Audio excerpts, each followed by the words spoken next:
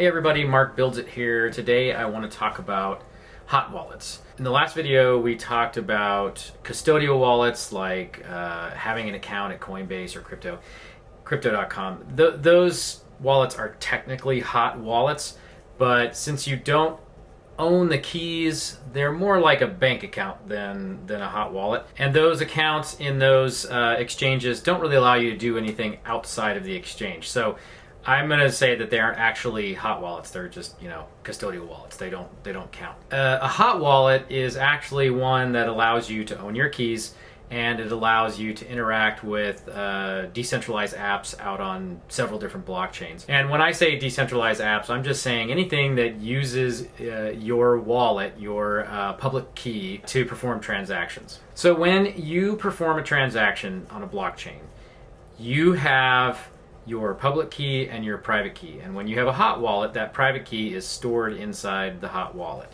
When a dApp wants to make a transaction or an exchange with you, it will send your wallet a request. And inside that request is a piece of information, a question, something that your wallet uses your private key to encrypt.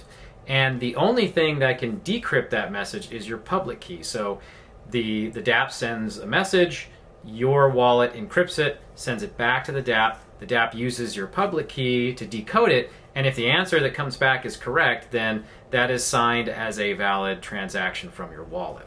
So you need something, you need some kind of computer power to process the cryptographic math that's happening with your private key. So in the world of self-custody wallets, you have two choices. You have hot wallets and you have cold wallets. Cold wallets we'll talk about tomorrow. Today we're going to talk about hot wallets. So in the hot wallet world, you have a few different choices for desktop and for mobile. In the desktop world, you have your choice between a plugin that will run on a Chrome-based browser or on Firefox, or you have a browser that you can download that has a wallet built into it. In the mobile world, you have three choices. You have standalone wallets that will interact with dApps as needed through something called Wallet Connect. You have browsers that have wallets built in, just like on desktop, or you have wallet apps that have browsers built in.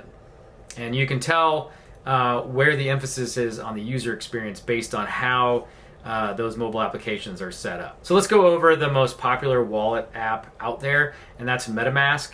MetaMask was developed by a company called Consensus. They started out as an open source project and then went to closed code. And it's pretty much the place where people go to create an account on most of the Ethereum-based networks. It comes as a plugin for Chrome or Brave or Firefox, or really any Chrome-based browser. Brave is a Chrome-based browser. It also comes as a mobile app, and that is the mobile app that has a browser built in. So it's not the sexiest browser out there, but it's a really great way to go to a decentralized app and then connect your wallet and perform transactions or interact with those dApps in their native browser. The next option is Rainbow. Rainbow is mobile only, and Rainbow is really good for people who collect NFTs from a lot of different blockchains, a lot of Ethereum-based blockchains. I don't mess around with NFTs all that much, but I have proof of attendance protocol NFTs or POAPs, which are on the Gnosis blockchain. And then I have some NFTs that I minted just to kind of try out the process on the Polygon chain. And I have a piece of art from something on the IMX, Immutable X chain. And all of those NFTs just showed up in my Rainbow wallet. When I tried to do that in my MetaMask wallet, I had to add the blockchains. I had to jump through a bunch of hoops for anything other than native mainnet Ethereum NFTs. So if you're going to get into NFTs and you're a mobile user, I highly recommend the Rainbow wallet. One of the drawbacks to the Rainbow wallet is that it's mobile only, and it's really designed for phones. If you load it on a tablet, you have to have the tablet in portrait mode. You can't use it in landscape. So it's a little clunky there, but all of these things are moving and developing really quickly. Another wallet that I have experience with is Brave, and Brave is actually a browser, and it's a browser that pays you to use it. It pays you in basic attention tokens. Basic attention tokens, I think that's right. It's not a lot of money. I think in 2 months of using Brave, I've been paid $2 worth of tokens. But hey, I don't get paid to use anything else, so it doesn't bother me. Brave has a really good wallet built into the system. You can plug in MetaMask and use it as a plugin, or you can use the native Brave wallet. Brave is one of the few other wallets that I've used that can actually help you create a new account on Ethereum. There's another wallet out there called Tally.cash. I've been keeping my eye on it. It looks like a really promising wallet, and that's because it's actually going to be owned by the users. They're going to be going the DAO route, which is a decentralized autonomous organization. You can download the beta version of that right now, but it is a beta.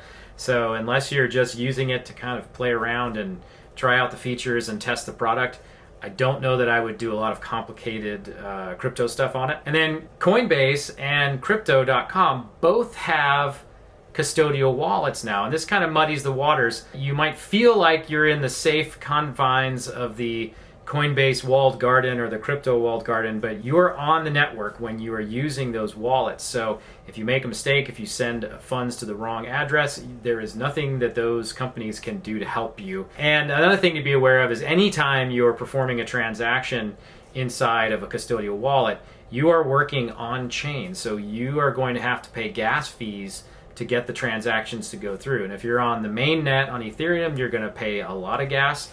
But if you're using a layer 2 or a side chain like Polygon, the gas prices are going to be a lot lower. So just be aware, once you move outside the exchange, the fees are based on how busy the network is or how expensive the network is, not just the fees that the exchanges decide they want to charge you. So what are the advantages to a hot wallet? Other than the fact that you've begun to take complete control over your finances and your assets, they're very convenient to use. It's a really easy way to get started. You can move money in, move money out. You don't have to perform any extra steps other than approving transactions directly through the plugin or through the app. Whereas with a cold wallet, you're going to have a piece of hardware that you need to interact with, and we'll get into that tomorrow. They're also free.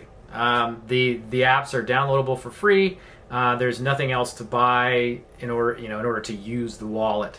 Everything else that you pay for transaction goes to the network and the people who are performing the mining transactions. It doesn't go to the wallet providers. Some of the wallets have a swap feature or bridge features built in, and they do charge for conversion of assets, and those fees can be pretty high. That's one of the reasons why I'm watching Tally, because their exchange rates are supposed to be a lot more reasonable. All right, so what are the cons of a hot wallet? Well, they have some limitations when it comes to security, because the process of creating an account with a hot wallet involves the seed phrase being shown to you on your screen. And most of us have some sort of application on our computers that allows our screen to be shared. And if that has been compromised, then someone could be watching your screen and conceivably, capture your seed phrase, and it may be months or years before they decide to use that information, and you would never know it until one day you open your wallet and there's nothing in it. There's also a risk involved if you ever used your computer's clipboard to copy and paste the seed phrase or the private key. That file is not very well protected in your computer. So if you copied and pasted, it's hidden, it's somewhere inside your computer, and that file is fairly easy to get to. So if someone can get into your computer system, they can take that clipboard and then use it to compromise your wallet. And then with a lot of these plugins, your seed phrase is only as safe as the password or the encryption that's protecting your password files on your computer. So MetaMask stores your seed phrase in an encrypted file on your local hard drive. Again, if someone can get access to your local hard drive, they can pull that file, and then they have all the time they need to try to decrypt it and crack it. And then once they do, they've got the seed phrase, they can drain the wallet. And I was surprised to find that Firefox did not lock the password to my MetaMask account automatically. I could go in and look at my saved passwords inside the Firefox password folder, and open them up and see what the MetaMask password was. And then I could, if somebody was in my home and they had access to my computer and could get into my computer system, they could have performed transactions and sent money with, using this stored password on my computer. So I have since corrected that, but I have also begun to move anything that I own to a cold wallet, which, as long as I have possession of it, it's nearly impossible for somebody to crack into. So we'll cover that tomorrow.